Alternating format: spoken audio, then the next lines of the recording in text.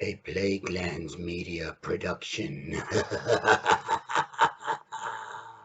Hey everyone, this is Hugh from Plaguelands Media bringing you another book review, this time of a graphic novel. I will be looking at Batman Beyond, Hush Beyond.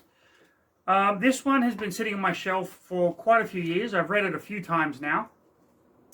And I figured, I was actually at work. This was on my shelf at work, and I thought, you know what, I'll take this home, give it a read, do a book review of it. Batman the Animated Series is arguably one of the greatest superhero cartoons ever made. Batman Beyond took it a step further by introducing a new character of Terry McGinnis, who is trained by Bruce Wayne in Neo Gotham, that is the Gotham of the future. He has new villains, new problems. Every kind of superhero teen has problems. A new suit that has different capabilities. All in all, it was a fantastic animated television show that had a fantastic animated movie to go along with it in Return of the Joker. But today I'm going to be kind of addressing Hush Beyond. Hush, of course, being one of Batman's greatest modern villains. I highly recommend the graphic novels, which are just fantastic. Hush and Heart of Hush. So yeah, let's just get right into it. And I'll tell you what I think about Batman Beyond, Hush Beyond. There will be spoilers. So if you don't want to know what happens in the comic book, just go watch one of my other videos. They're all fucking awesome. But until then, we'll just get straight into another episode of...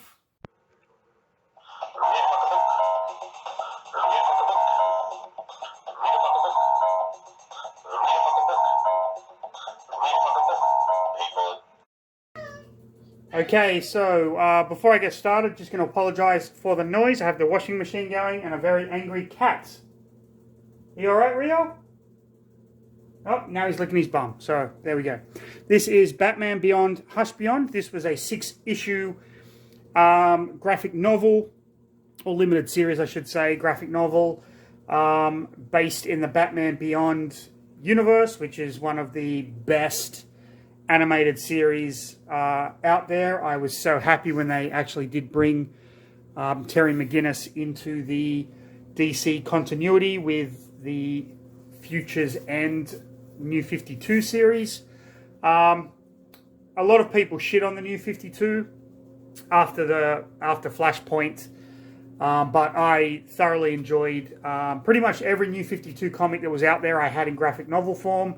I still have a lot of my Batman New 52 comics, and Resurrection Man, which was a character I was never interested in until the New 52 kind of opened my eyes. I will actually be doing a review of that in the future.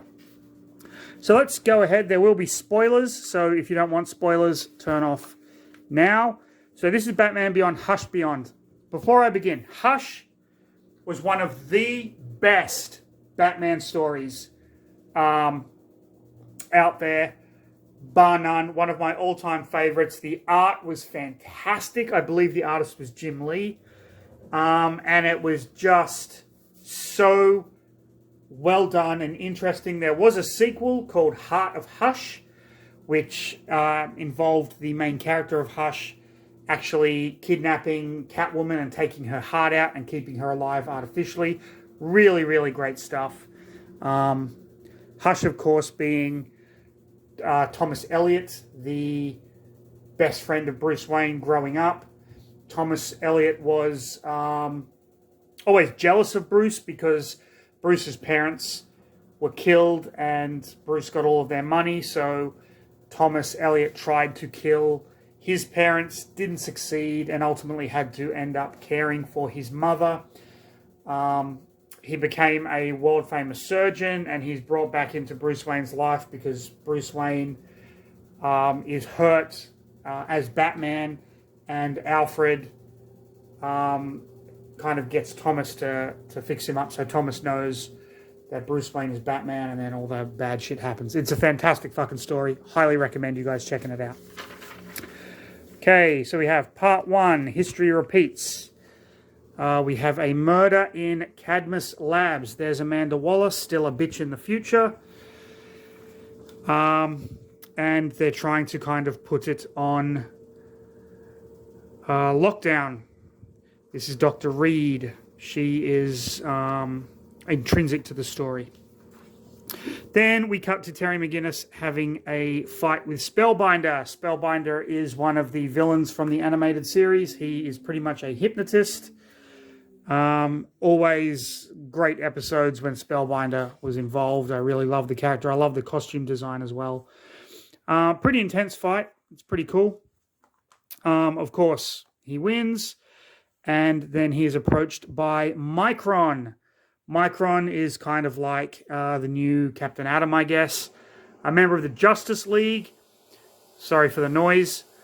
Who is trying to recruit Batman into the Justice League. But Bruce Wayne doesn't want him to join. Now, this is going to be a little bit weird for some of you if you're not familiar with the Bruce Wayne, Terry McGinnis.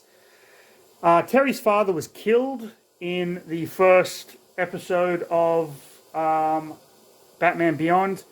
He actually meets an elderly Bruce Wayne. Bruce Wayne can no longer be Batman. So he basically gives the suit to Terry and trains him as the new Batman, but he's constantly in contact.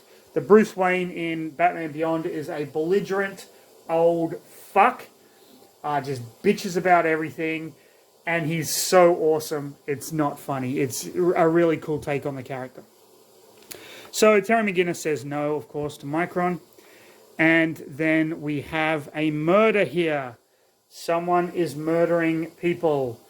We saw the murder at Cadmus Labs. Now we have this character. This character is Philip Cobb. You find out his name a little bit later in the comic. Why is Philip Cobb important? Because Philip Cobb is Signal Man. Signal Man was an old Batman villain, kind of like a B-lister, possibly even a C-lister. If I'm remembering rightly, Signal Man's first appearance was way back in the day. I want to say Batman number 112, I'm pretty sure, which was around 1957, maybe November or December of 1957. I could be wrong on that, so if I am, please fact check me in the comments below. So Signal Man has been murdered. Bruce Wayne is working on something. He doesn't want to show Terry. They have their little back and forth. This is a recurring theme between these two characters. They're often at each other's kind of throats. This is the Justice League. Okay, we can see an aged Superman there. Bruce Wayne is kind of talking him out of joining. So we have the murder of Philip Cobb has now been discovered. Batman breaks into the asylum and we have an elderly Mad Hatter, Jarvis Tetch, who is, I think, one of my favorite Batman villains. He is... The concept behind him is so fucking stupid, and yet it just works, especially in the new 52 Batman, where the Mad Hatter, Jarvis Tetch, actually kills off Bruce Wayne's girlfriend, and it causes Bruce Wayne to go, Batman I should say, oh, they're the same character, who fucking gets. But it caused him to go into a fury where he almost beats the Mad Hatter to death. It was such an intense issue. And one where you do get the background of the Mad Hatter. But seeing him being able to inflict so much psychological damage on Bruce Wayne was just fantastic. There is an alarm sounds, there's a noise, and we see our titular villain for the first time here. Well, Batman does at least. And he lets this woman go after cutting up her face. He told me to hush, and that's where we get the name Hush for the first time. We move on to part 2.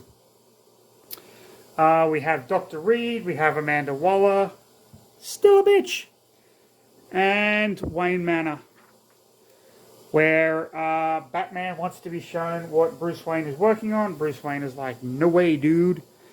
Mentions the Hush thing, and then Batman recounts who exactly Hush was in some lovely detail, but admits that after the battle, when Hush supposedly died, Bruce Wayne never saw the body. And we all know what that means in comic books, don't we, people? Not fucking dead. Okay.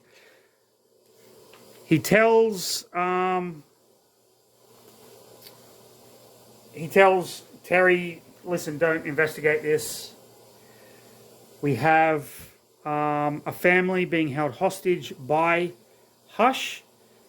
And this is James Tate. The name on the lease is James Tate, stabbed to death with the Penguin's umbrella. James Tate, of course, being a Batman villain called Armory, who appeared in episodes of Batman Beyond.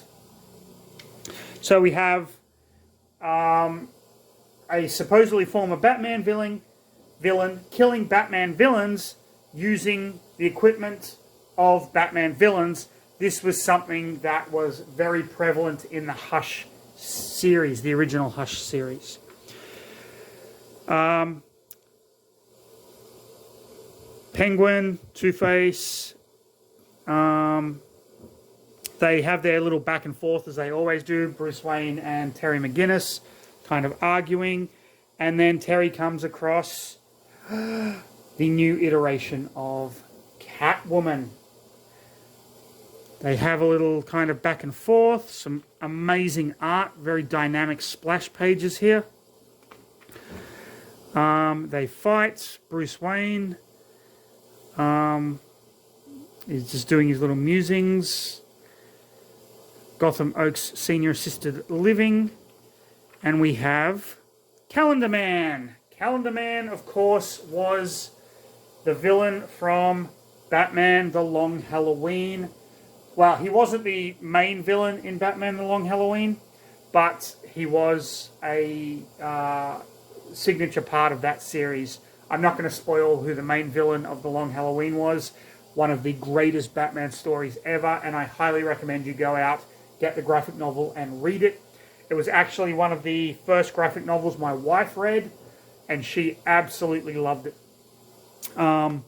Calendar Man, he's just, his gimmick is he commits crimes on holidays. Kind of a stupid villain, but still really cool. And Hush comes to kill Calendar Man. So this is Batman's first confrontation with the new Hush. Does not go well. Hush basically beats the living snot out of him and ends up killing Calendar Man. Bruce Wayne tells him, get the fuck out of there, you crazy little bastard. But he's like, nah. Dr. Reed and Amanda Waller have a back and forth. Dr. Reed understands exactly what is going on and wants Amanda Waller to go to the Gotham City Police Department. Amanda Waller, still being a fucking bitch, says no. This is where we get now some back and forth with Terry and his family. One of the key parts of Batman Beyond was Terry McGinnis had a very hard time juggling his role as Batman with his family life and his social life, now that his mother is a single parent and he has a younger brother to contend with as well. So we see his girlfriend is all pissed off because he hasn't been around, blah, blah, blah. Breaks off their date at a nightclub where this guy is staring at this woman's crotch. And so Terry decides to go to Wayne Manor and the Batcave, where he finds out what Bruce Wayne has been working on, the Bat Wraiths, a giant robot Batman, which is pretty cool. They get into a big argument. And he goes and sees Tim Drake. Tim Drake, of course, being the third Robin after Dick Grayson and Jason Todd. Now, in the Batman Beyond universe, in the film Return of the Joker, you find out that when he was Robin, the Joker had actually kidnapped Tim Drake and Jokerized him. And then when Tim Drake grew up to be an adult, there was an implant in him that was forcing him to kind of become like the Joker. Hence the split page there. Batman Beyond Return of the Joker, a fucking phenomenal movie, but make sure you get the version that was not edited for television. So much better. So Batman's flying around, Catwoman comes, they have another little back and forth. At this point, Terry McGinnis wants to investigate. Bruce Wayne doesn't want him to investigate, but he decides to do it anyway, and he goes and sees this gentleman who is Dick Grayson. Yes, the first Robin, who then went on to become Nightwing in the Teen Titans. Which, by the way, watch Titans on Netflix. One of the best superhero series out there. Absolutely love it. Cannot recommend it enough. At this point, Catwoman has been targeted by Hush. What is going to happen? We'll have to find out in part 4, won't we? So Catwoman and Hush get into a fight, but Batman sends the Bat Wraith to attack Hush.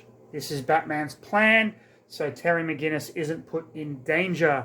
Even though Batman can be a belligerent old fuck, he still actually really cares deeply for Terry McGinnis. And Terry McGinnis sees him as somewhat of a father figure. So the Bat Wraith does its job. We find out that Catwoman has the ability to kind of multiply herself into 9 copies, which I thought was pretty cool. Here is Amanda Waller, still being a bitch. Dick Grayson basically is quite open with Terry, is going to share all the information because Terry McGinnis has a suspicion that perhaps Dick Grayson was the one that was doing these crimes. Dick Grayson's quite happy to prove him wrong. And then we see this. This is the Nightwing costume. It is hanging in a closet. It is bullet-ridden, still covered in dried blood. Just a beautiful page, in my opinion, and one that kind of really does sum up one of the key themes of this story. So Hush and Catwoman are still going at it. Hush manages to take out the Bat Wraith, but in doing so, gets his hands on the technology, which is never good. At this point, Bruce Wayne deactivates by causing the robot to self-destruct, I should say.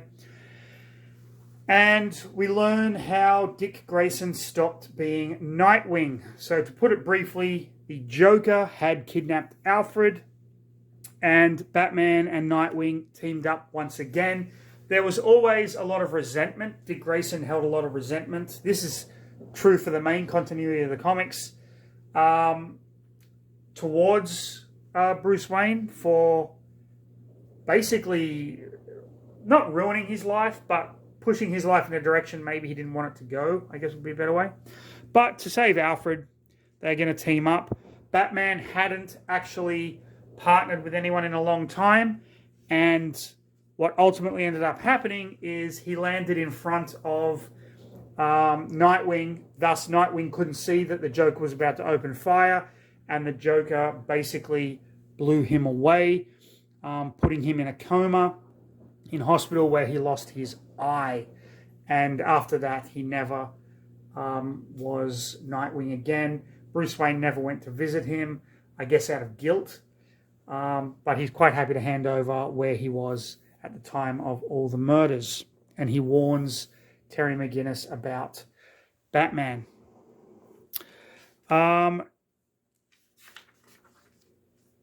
We have this guy here who is committing a crime. This is actually a ploy to lure Hush out. This is, in fact, Batman with camouflage on, like a hologram on his suit.